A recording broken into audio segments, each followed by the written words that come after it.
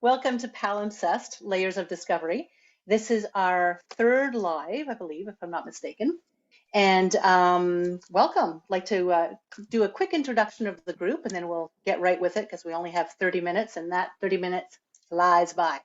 So we have Julie from Rhode Island, Denise from just outside of Montreal, Cheryl, who is in Australia, north of Oka, New South Wales, Lara, who is in Buckingham in England, and Ross, who will be the subject of today's interview, who's in Los Angeles, California.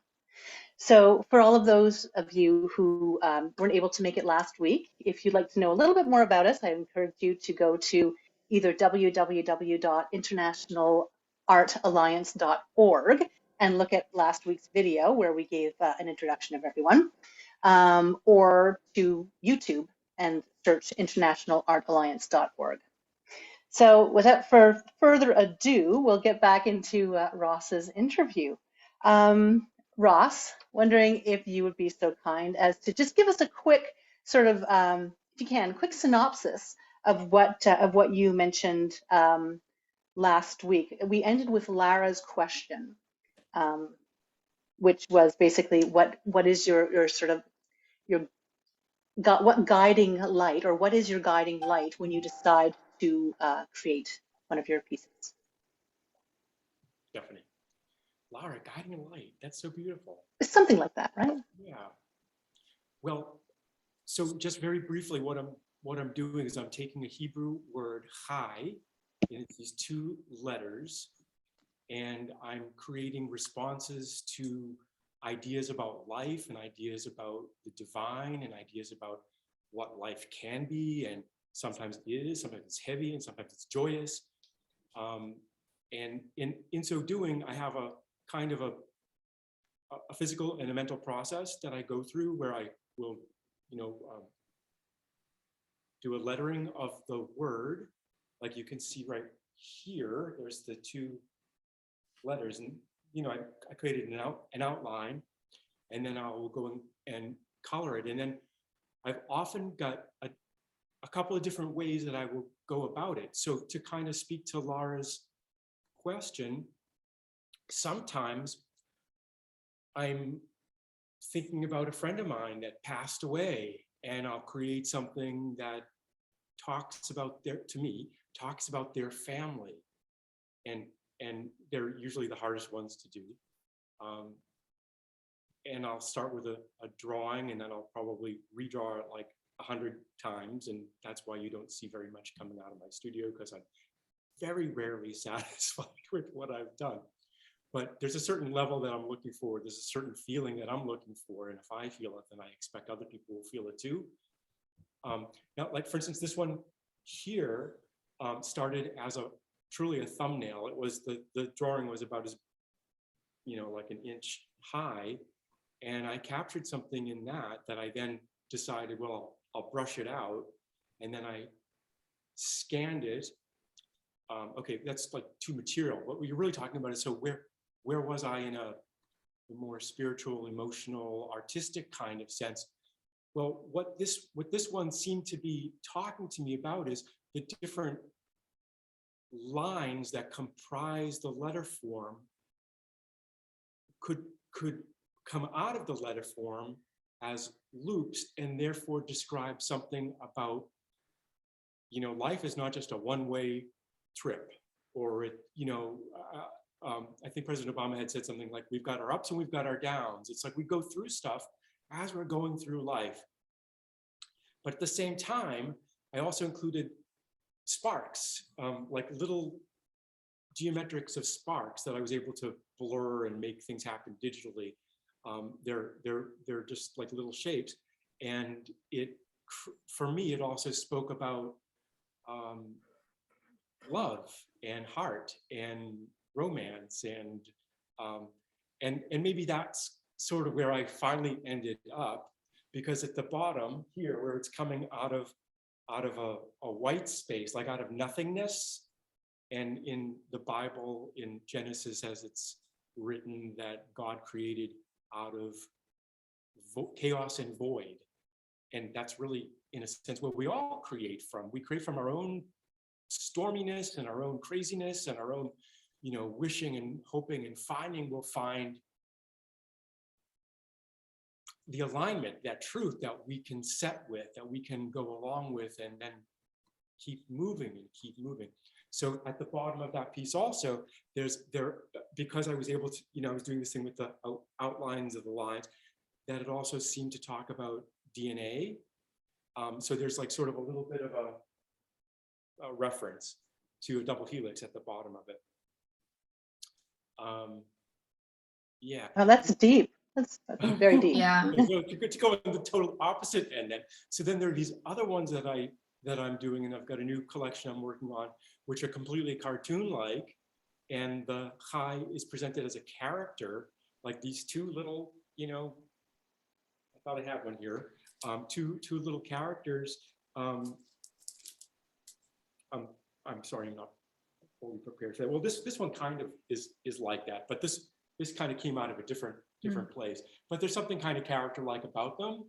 And I did this one a long time ago, a couple of years ago, and somebody said, "Oh, why are you doing a fox? What's that got to do with anything?" So, but it gave me the inspiration, like that I could place the characters in situations that then people could talk about. So not quite so abstracted, not quite so theological, but much more like our boots are on the ground, our feet are on the ground, and what's happening. What is it about life? So that's called Life of Chai. And they're presented in different scenarios, like reading in bed or at the movie theater, getting scared. It's amazing. Sorry, you're on mute, Ross, all of a sudden. There we go. So, sorry, I would like to say one thing that impacted me that you said last time, that when you draw, you also, what you see, it's you can see these two letters everywhere, like on the tree, on the person, on the body, on outside. It's like to see life everywhere.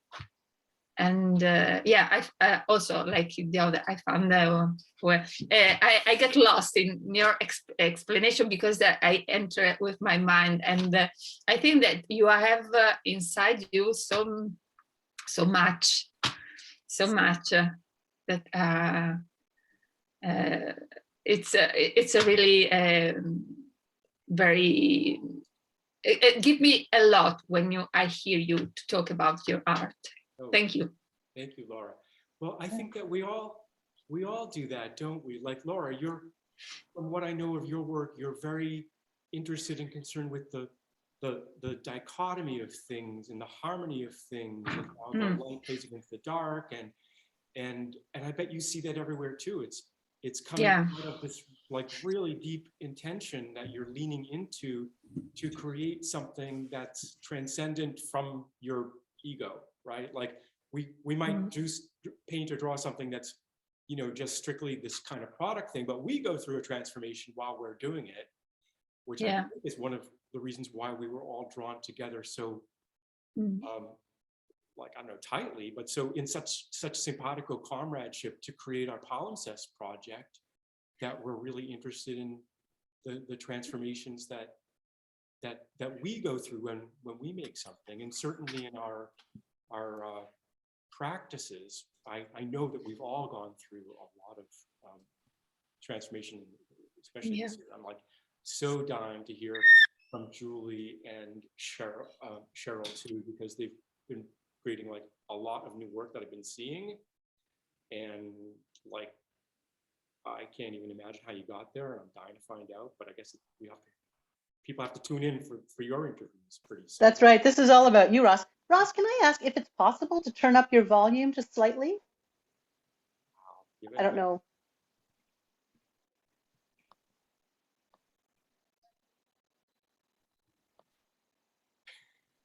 Let's see. Can you talk? You say something? Can I say something? Can you hear me better now? Is it the same? It's still a little soft. It's about the same. I can hear you. Well, we can hear you. It's just low. Okay, let's move on to Cheryl, did you have something, a question that you wanted to ask Ross? Yeah, I was I was interested in the finished product. Are they prints, Ross? Are they screen prints? Yeah. What are they photographs? What can you help me understand a little bit? Sure. So, oh, where's my sketch? So what I'll do, that's not it. This is my sketchbook in my pocket. I've got one of those. So, like for instance, like I said, I draw things many, many, many times. And so for instance, this is something I might start with, and then I'll make a scan, and then I'll work into that, painting it digitally. And then sometimes I print it at a larger, so it's my drawing, but I don't want to reproduce it with a Lucy or one of these optical enlargements. And I find physically, like, I just can't do what I used to do, which was just like draw big. Like, I'm just not really capable of doing it in the same way that I used to do. So I'll also print it out larger, and then I'll paint into that, and then I'll scan that. So oftentimes what I'll do is I'll go over a, if you can see this one here. So that started as a pretty small drawing that then I scanned, that then I painted over with some clear acrylic, like a medium type of stuff to sort of seal it. And that would allow me to draw into it with the dry, non-precious media that I like, pastels and color pencils, and then also to work into it with acrylic gouache to get parts of it bolder. And then I will alter it a little bit digitally. Sometimes a lot digitally, depends on how the piece is.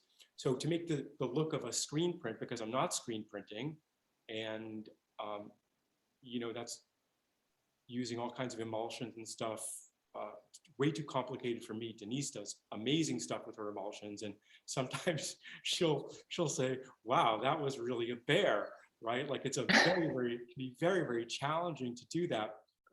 So inspired by some of the artists that I really love, Peter Max, who uses super bright colors in fields, and then to use split font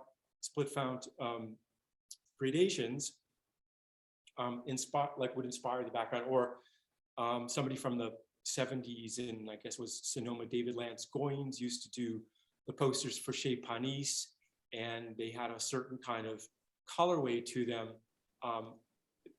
and not really much layering, but like the colors were really subtle, and you can't really see on screen. But this one too, as it approaches the top, it's got kind of these layers and layers of color that, but I did do those digitally.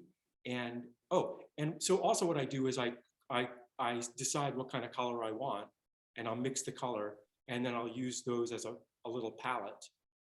I probably should have like a presentation for this, but it just never occurred to me like anybody possibly interested in doing it that way. But and then because it's digital, I can do an eyedropper, right? And I'll capture it that way, and I'll go boom, and then so I'm not, there's, with modern technology, we get to do all kinds of things we couldn't do before, and it allows for some amazing creations that for me and for what I'm doing, allow me to transcend whatever it is my limitations or my concerns about the environment and paint disposals, and I hadn't even thought that. Oh yeah, that's a thing too. I'm concerned about, like, why I don't do NFTs and that kind of stuff. So, did I answer your question, Cheryl? Yeah, I just wanted to know more about the end product, like how you got there. Because when I was looking at them, I'm thinking, are they screen prints? Right. So then yeah. So many of these are digital. Actually, all of these on the wall are digital prints. Yeah. Okay. Very cool. Yeah. Denise, did you have a question for Mr. Berman? I do. I was wondering, because you mentioned last week that a lot of your inspiration comes from sacred texts.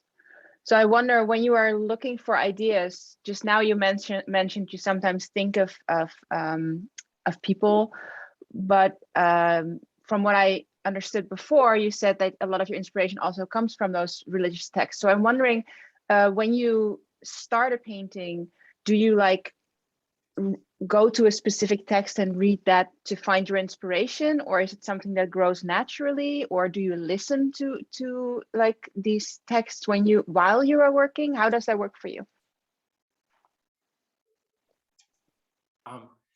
When sometimes the inspiration comes to me from like a Bible story, but more often it comes from a prayer. Like if I read a prayer, I'm practically bombarded with sensations. Like I'm not a synesthete, like I don't smell colors and, hear taste, but I maybe it's my overactive imagination, but I do get like a ton of sensory input from all kinds of stuff all the time. And sometimes it's, overwhelming. Well, when I'm reading a prayer or I'm in a prayer service, something will strike me, and then I'm like kind of focused on that. I'm like seeing in my mind's eye and experiencing what that can be and how that might translate. And not even so much in a making kind of sense, but really like in a prayerful sense, that then I work to make that happen when I get back to the studio. So it's an experience here that then I try and like translate. But That's all very of cool. these prayers, they're all filled with some kind of a message about life and faith, and I don't know if I mentioned like any of my ideas about what God might be in the last episode. But it's like I don't have an idea like God is in the sky, like this person in the sky, and in my own self, I treat God like, now we're all talking about pronouns and what are your pronouns and how should we refer to you, and it's gendered and how all this kind of stuff, so that God is beyond gender. Therefore, for me, God is the pronoun. So when I translate for myself and I reread whatever the prayer is, it's like I'm not saying he or she, I'm just saying God, like every time. And then in Judaism, we have different words to refer to different facets of God. Like God is compassionate, God is the force of nature, God is, I can't think of any others at the moment, but and from that, it's like, how is the prayer lifting me to go someplace? So that's sort of where that's kind of what I'm going with. And that God is also process. So it's the process of becoming that's, to me, that's like the truest thing that I could possibly say about God.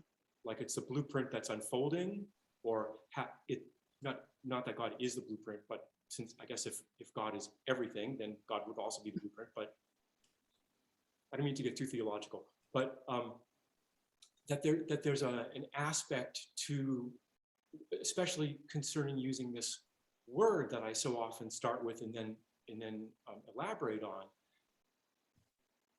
that it really does talk about a process and where we as humans fit in the process, and how we might relate to each other in the process of becoming also. Wow, another really deep question and deep answer. No, it's really your why is very moving, Ross. The reason that you make art. Thanks, Denise. And I wanted to also, of course, thank Cheryl and Lara for your questions. And Ms. Brayton, do you have any questions for Ross? Well, I was wondering how you would like to see, or how you maybe have seen your work create a transformation in the viewer or the people that own your work.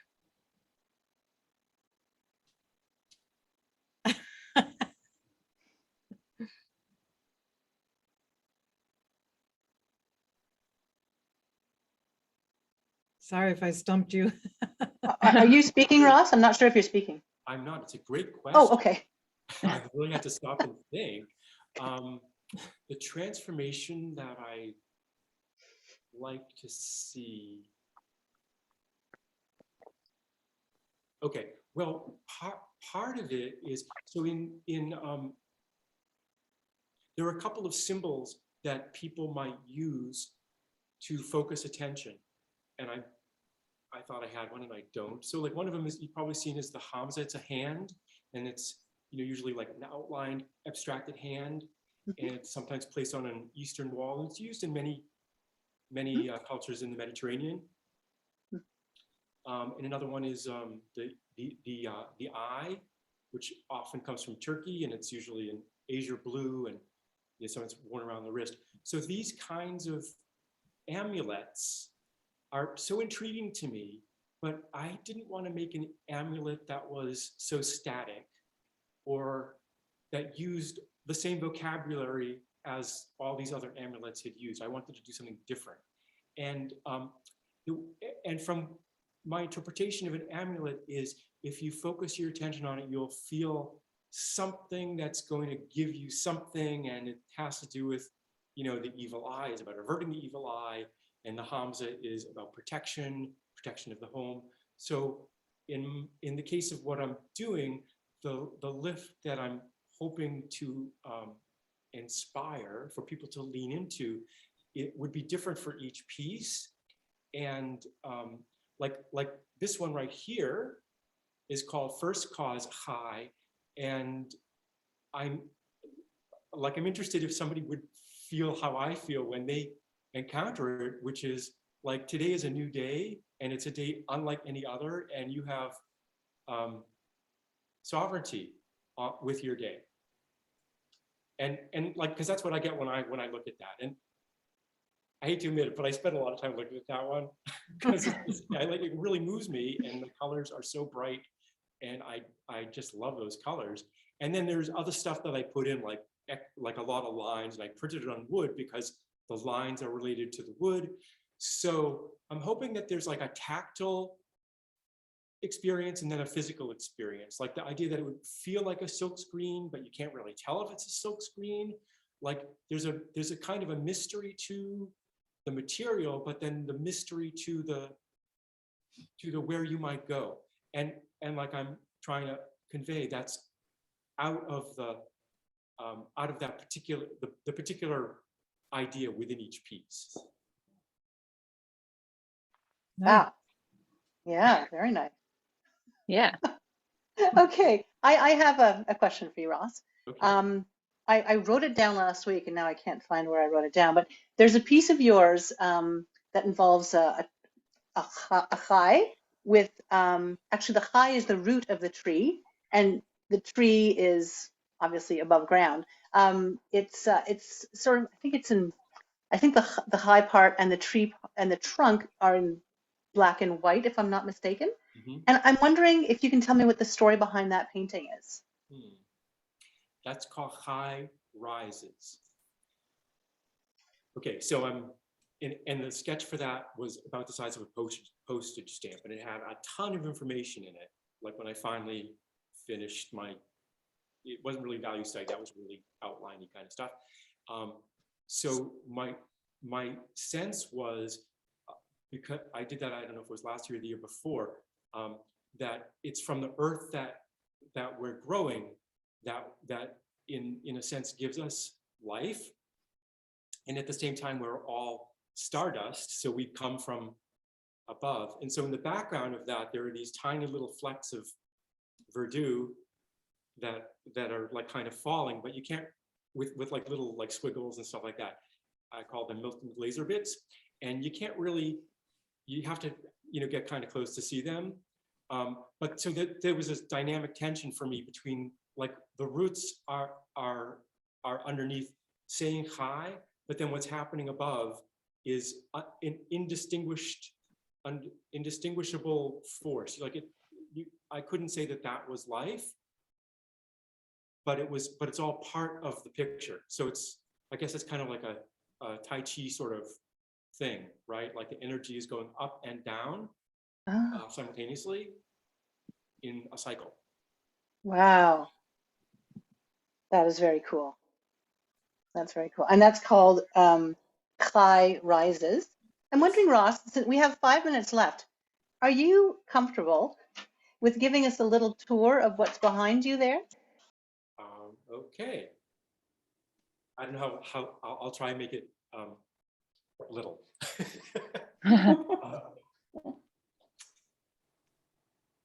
You might have to scream a bit if you're far away from your. Oh, yeah. If I talk this loud, can you hear me better? Is that okay? Yeah. Yeah. Okay. Okay. This one was a commission originally for an infertility clinic, and the challenge was to describe. You know, there's a lot of pain that comes with infertility, and he had a line from Psalm that he wanted me to include, which is, the house that's filled with children is also filled with joy, or the woman who experiences it is filled with joy. And, you know, like I could see that could be problematic. So that's why it's also so dark, because, and that there's light coming out of it, that there's a sense that, you know, it's not always good, and it's good when it is good. I'm also working to create a new line for that, which is, I can't think of the direct translation, but the peace in the home, selling on peace in the home. And then this was another commission. This is called the Rothman Unatana Togef, which is a prayer from the Yom Kippur, the Day of Atonement liturgy. And the poem is, a piece of the prayer is right here. And there are these tiny sheep here. And the piece is about that life is delineated and counted, and everybody passes through. And so this is like the idea of the staff passing through, counted like sheep. I told you about that one. This one is, I have a long story about that one. I won't go into that right now, but it's an experience I had with Gaia personally that blew my mind. And then I met my wife. It's also how I met my wife, was when I got up in front of 600 people and told that story. And then this became my pictorial response to it too.